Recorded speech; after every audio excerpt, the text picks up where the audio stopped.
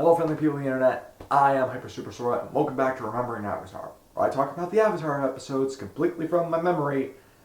Then I watch the episode and see what I got wrong. Today we're tackling the Cave of Two Lovers.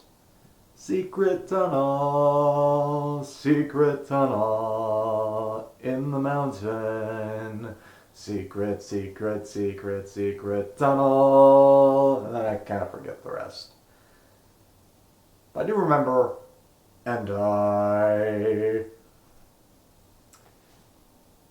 this episode starts off with our gang heading to Omashu to Earth so Aang can learn earthbending from King Bumi. I wanted to say King Bumi so many times in that sentence before it came up. But they come across some hippies on the way.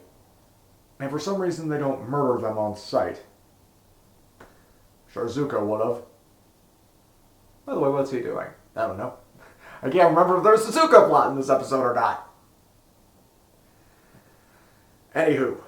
So I come across some hippies, learn about the secret tunnel made by two lovers who made the city of Omashu.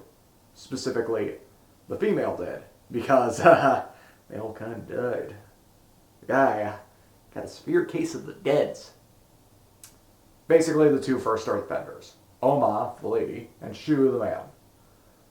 But they were in two rival villages who fucking hated each other for some reason. So they made this tunnel, this labyrinth, so they can meet each other in secret. And then the guy died. And she fucking knocked the shit out of the two villages saying, "Nah, this is done. Now. We are going to live together in harmony and we're going to mourn the loss of my lover. And anyone who disagrees with me, I literally just moved a mountain to crush your entire army." Yeah, little thing like that. Sokka, being the voice of reason that he always is, says, "We don't need to go through the tunnel. We have a flying bison. Let's just go." Woo, fire! Yeah, they get shot down basically before they even see Omashu with how many firebenders are there. We figure out why at the end of the episode.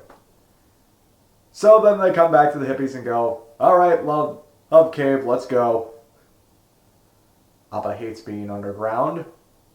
Fair enough, he is a sky basin.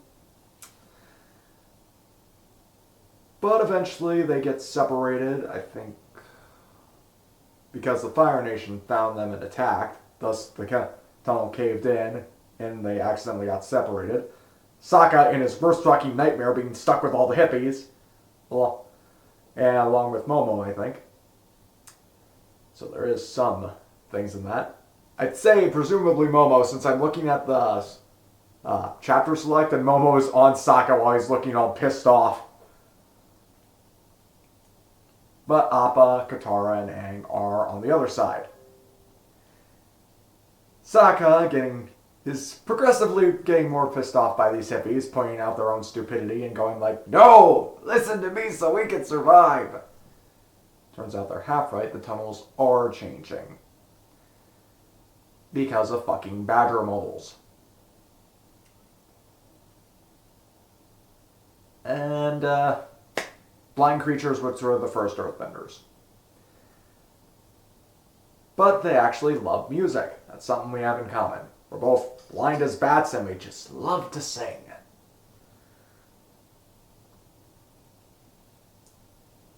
So anyway, Sokka learns this and is just like, "Come on, hippies, help me since I don't know what I'm doing!" Thus they ride the badger moles off. I was about to say into the sunset, but into the mountain. And then eventually they find the sunrise. Or is it just daybreak? I think it's midday. A little past afternoon. That's irrelevant. What's happening with Aang and Katara? Aang, just stop. Stop trying to flirt.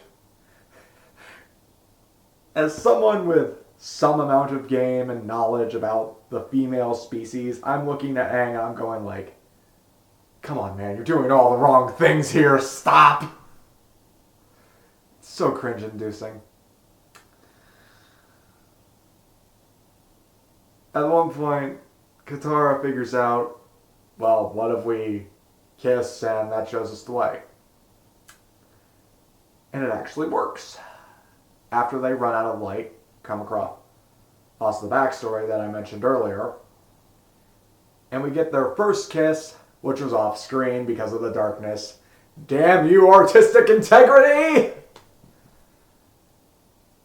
But it lights the way, hey, because of some crystals on the ceiling, which none of them noticed beforehand, since humans tend to not look up more than 45 degrees. I feel like I would have noticed that. Oh well. But love led them away out, and they meet up with Sokka again, who's face palmed so many times that he's beginning to get a mark on his forehead because of it. And the hippies mistake him for the Avatar. And they separate, going on their merry way, where the hippies are never seen from again. I'm assuming they got killed by the Fire Nation. And now I give you the great Earth Kingdom city of, oh my god, it got taken over by the Fire Nation!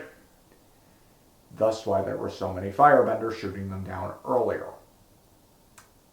Now, I can't remember if there is a Zuko plot. So, I'm going to talk about the Zuko plot. I think that happens in either this or the next episode. Iroh's out of practice when it comes to his botany skills. To be fair, I have 0 botany skills, so I can't judge. And he accidentally tries to make tea out of a poisonous flower. Luckily, some kind Earth Kingdom residents help them out. Help feed them. Whoa, he ate a lot of duck. Helped cure Iroh's little almost dyingness through 2 different plants he tried to kill himself with. And this one chick is relating to Zuko. She got burned on the leg, he got burned on the face. And as return for their kindness and generosity, they steal the ostrich horse, who I'm going to name Frank. That's an inside joke, you guys wouldn't get it. Haha. And they steal Hank. And Iroh, while wanting to do the moral thing and leave it, it's just like, we're on the run from the Fire Nation and the Earth Kingdom. We're probably never going to be here again. Just fucking go. He's willing to compromise on his morals just a little bit. It's either this episode where that happens. No! I am wrong. I am completely wrong. This starts off with Iroh and Zuko like begging for money.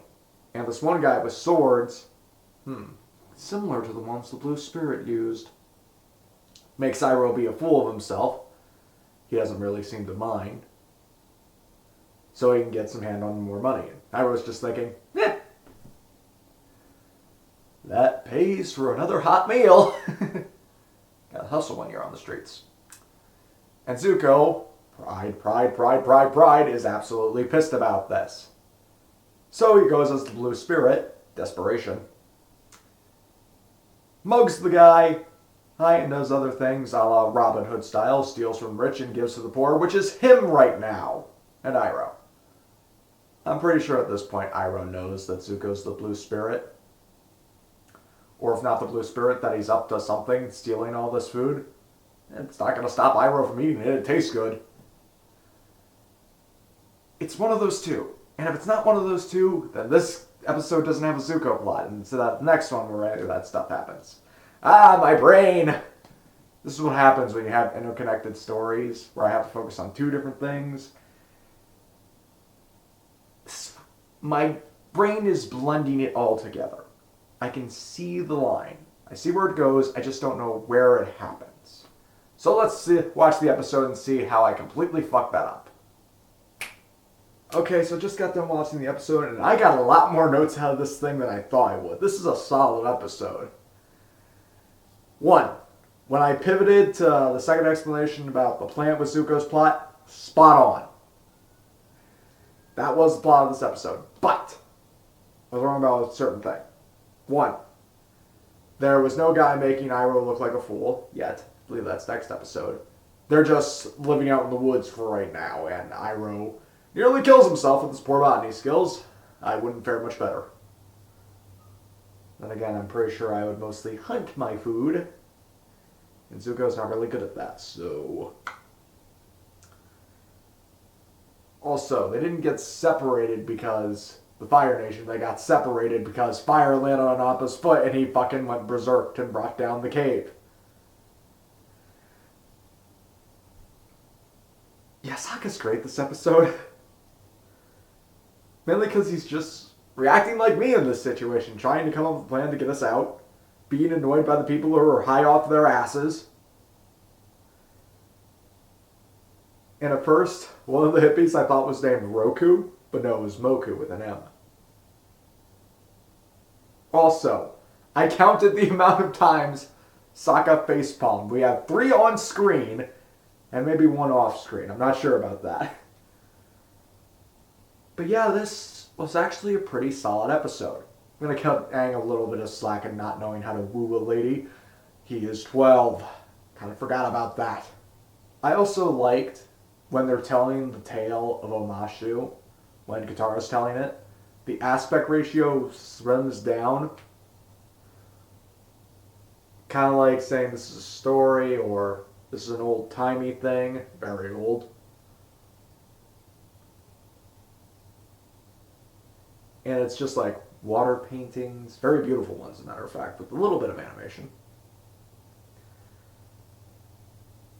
But...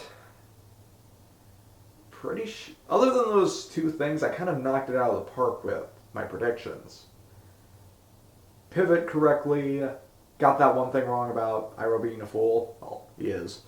His in this case, botany skills are not the greatest. And again, I can't really judge since I can't tell a damn thing apart. And this is the episode where they go, Earth Kingdom, Fire Nation, Death, Azula. Earth Kingdom it is. And Sokka was like me when me and Darkseid were playing through Xenoblade Chronicles 3 Future Redeemed. Because I am just like, no side quest! No side quest, let's go! And he's trying to look underneath every single leaf. Is this the secret of the universe? Is this the secret of the universe? No, it's at the objective that we should be going to! Also his line of, the great city of oh no. I like my oh my god, but I don't think they would have gotten away with that in a kid's show, even though they got away with saying tomb in this episode. You know, thing that means graveyard, dead people. Both lovers, so did she make this tomb for him? And then they put her in it after she died? I don't know. Oh well.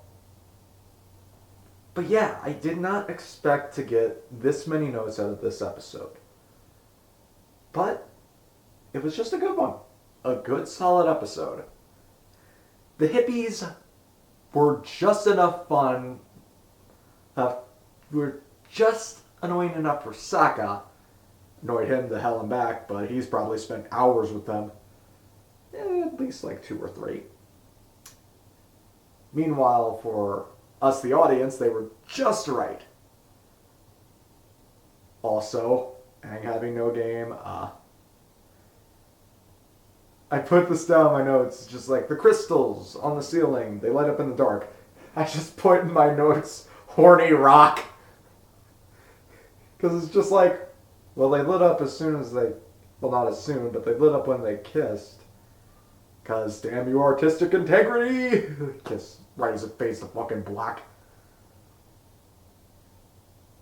So it's just like, ha, they reacted to the horny teenager power. Oh no. Yeah, let's stick to the dark explanation. But this was ultimately a pretty good episode. Was it ultimately, well, I wouldn't say filler, kind of. Was it simple? Yes. Was it effective? Also yes. Was it good and had a good cliffhanger? Most definitely. This is a good episode.